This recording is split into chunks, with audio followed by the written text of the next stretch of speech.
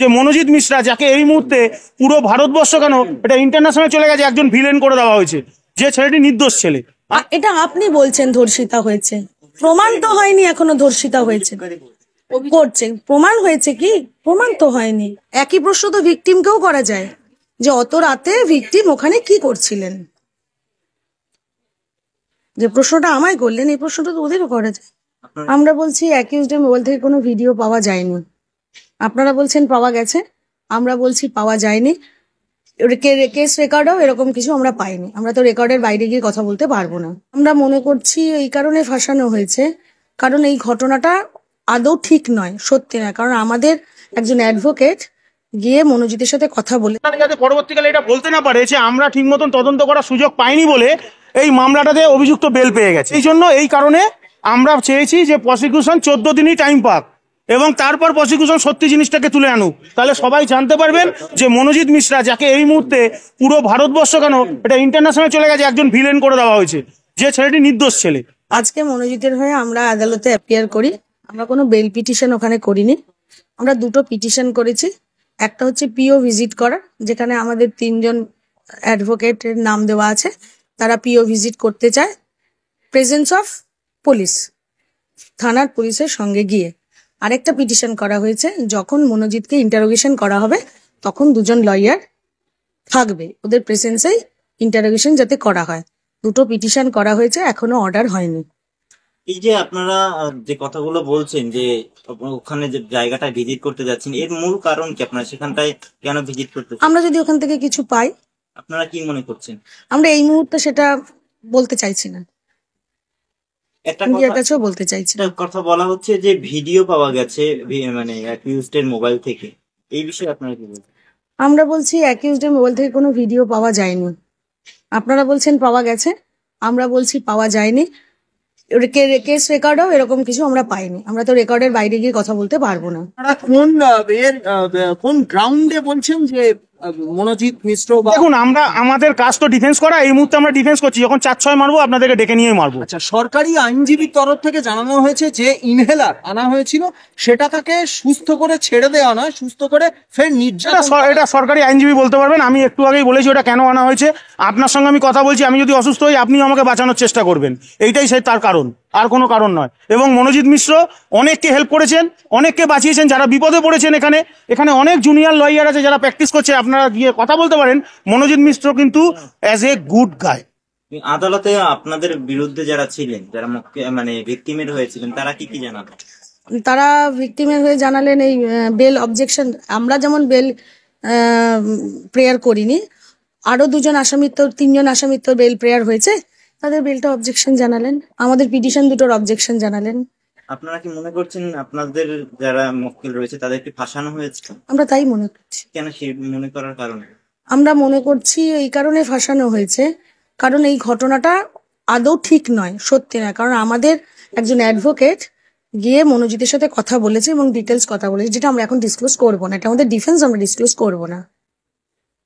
আপনারা কোথাও কি মনে হচ্ছে যে যেহেতু আপনার মক্কেল রাজনীতির সঙ্গে যুক্ত রয়েছেন, কোথাও একটা তিনি রাজনৈতিক? আমি রাজনৈতিক কথা এখানে কিছু বলতে চাই না, ও আমাদের সেরেস্তার জুনিয়র, ও এখানে প্র্যাকটিস শুরু করে, সেই কারণে আমাদের দায়িত্ব এখানে থাকা। এছাড়া ও আমাদের জুনিয়র না হলেও ভারতবর্ষের প্রত্যেক আসামিরই অধিকার আছে যে তার বক্তব্য কোর্টের কাছে তুলে ধরার জন্য একজন লয়ার অ্যাপয়েন্ট করা। সেখানে আমরা অ্যাপয়েন্টেড, তাই আমরা গেছি ওখানে। এই যে আপনার মক্কেল রয়েছে, কিন্তু অনেক আগেই কলেজ থেকে পাস আউট হয়ে গেছেন, তাহলে অত রাতে ওখানে ওই কলেজের মধ্যে কলেজে চাকরি করতেন, ঠিক এই প্রশ্নটা আপনারা ভিকটিমকেও করবেন, উনি অত রাতে ওখানে কি করছিলেন? একই প্রশ্ন তো ভিকটিমকেও করা যায়, যে অত রাতে ভিকটিম ওখানে কি করছিলেন। যে প্রশ্নটা আমায় করলেন, এই প্রশ্নটা তো ওদেরও করা যায়। আপনারা এই প্রশ্ন তুলেছেন? আমরা সেটা ভবিষ্যতে আমরা ভাববো আমরা কি করব। আপনি প্রশ্নটা করলেন, তাই আমি উত্তরটা দিলাম। ইনহেলার পোষণ করছে সরকারের তরফ থেকে, যিনি আইনজীবী ছিলেন তিনি বলছেন যে সেখানে ইনহেলারটা সুস্থ করার জন্য নয়, বরঞ্চ ইনহেলারটা আনা হয়েছে যাতে আরো বেশি করে টর্চার করা যায়। সেটা উনি ওনার বক্তব্য বলছেন। আমাদের বক্তব্য যে একটা মানুষ যদি চোখের সামনে অসুস্থ হয় তাকে সুস্থ করবার জন্য নিশ্চয়ই তাকে যে যদি বলে আমার একটা ইনহেলার লাগবে, আপনি এখন অসুস্থ হয়ে গেলেন, আপনার শ্বাসকষ্টের সমস্যা আছে, আমার ইন্টারভিউ নিতে নিতেই আপনি অসুস্থ হয়ে গেছে, আমার তো দায়িত্ব থাকবে তখন আপনাকে সুস্থ করে তোলা। সেটাই হয়েছে। কিন্তু তারপরে তো তিনি ধর্ষিতা হয়েছেন গণধর্ষিতা। এটা আপনি বলছেন ধর্ষিতা হয়েছে, প্রমাণ তো হয়নি এখনো ধর্ষিতা হয়েছে। করছে, প্রমাণ হয়েছে কি? প্রমাণ তো হয়নি। যতক্ষণ প্রমাণ হয়নি ততক্ষণ আমি একটা আইনজীবী হিসেবে ওকে আমি দাগিয়ে দিতে পারি না। এই যে মিডিয়া জুড়ে যে বিষয়গুলো চলছে, আপনার কোথাও মনে হচ্ছে যে আপনার মক্কেলের সম্মানহানি হচ্ছে? সেটা অবশ্যই হচ্ছে। এর বিরুদ্ধে কোনো ব্যবস্থা নেবেন? সেটা আমরা ভাবছি, এটাও আমাদের ভাবনা চিন্তার মধ্যেই আছে। মনোজিৎ আপনাদের কিছু জানিয়েছে? মনোজিতের সাথে আমাদের অ্যাডভোকেট রাজু গাঙ্গুলির কথা হয়েছে, আমার সঙ্গে কথা হয়নি, ফলে আমি এই ব্যাপারটা এখন রাজুর সাথে আমার ডিটেলসে আলোচনা হয়নি, এই মুহূর্তে আমি এটা আপনাকে বলতে পারছি। এই আদালত চত্বরে একটা মানে বিশৃঙ্খলা পরিস্থিতি তৈরি হয়েছিল বলে কেউ কেউ জানাচ্ছেন, সেক্ষেত্রে কি হয়েছিল? দেখুন, বিশৃঙ্খলা পরিস্থিতির মধ্যে আমাদের ডিফেন্স লয়াররা কেউ যায়নি। ওটা ডিফ্যাক্টর লয়ারদের মধ্যে ঝামেলা, ওটা ওরা বুঝবে, আমাদের এটা নিয়ে কোনো মাথা ব্যথা নেই। আমরা ডিফেন্স লয়ার আমাদের সেরেস্তায় ছিলাম, ঠিক যখন মামলা হয়েছে আমরা তখনই গেছি। ডিফেক্টের মধ্যে কি নিয়ে বলতে পারবো না, আমরা ছিলাম না, আমরা বলতে পারবো না। ওটা ডিফ্যাক্টর লয়ারদের জিজ্ঞাসা করলে আপনি হয়তো জানতে পারবেন। আপনারা কি মনোজিতের হয়ে তো লড়ছেন, তাকে তার পক্ষে কথা বলছেন, মানে তার পরিবার থেকে আপনাদের অ্যাপয়েন্ট করা হয়েছে? আচ্ছা, মনোজিৎ নিজেই তো আমাদের অ্যাপয়েন্ট করেছে। আর তার দায়িত্ব হচ্ছে সিকিউরিটি দেখা। ন্যাচারালি তার এগেনস্ট অ্যালিগেশন একটা দিয়েছেন যে তিনি থাকতেন, তিনি তালা দিয়েছেন, হ্যান করছেন, ত্যান করছেন। আমাদের একটাই বক্তব্য ছিল, এটা হতদরিদ্র 10-12 টাকার একটা মাইনে পায়, যার উপর তার সংসার চলে। আমার মনে হয় যে ঘটনা সম্বন্ধে অ্যালিগেশন দিয়েছে, এই ঘটনায় মনে হয় সিকিউরিটি গার্ডের কোনো ভূমিকা ছিল বলে আমার মনে হয় না।